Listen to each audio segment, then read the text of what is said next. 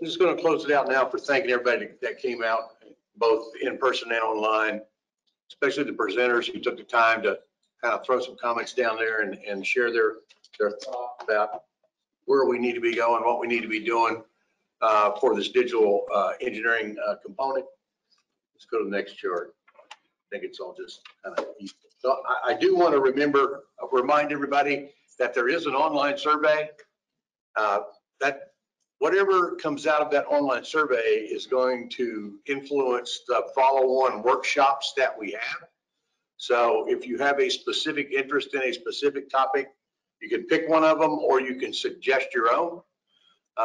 If by chance you're in person here, you may need to log into the online part to be able to get to that survey, but it's not a big deal to do that. And then the survey should pop up as you get ready to log out. Y'all be careful going home. And for the VFS board, there is a follow-on meeting.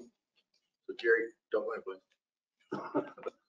So, and again, thanks much, and keep your eyes on the website because we will be advertising the follow-on meetings.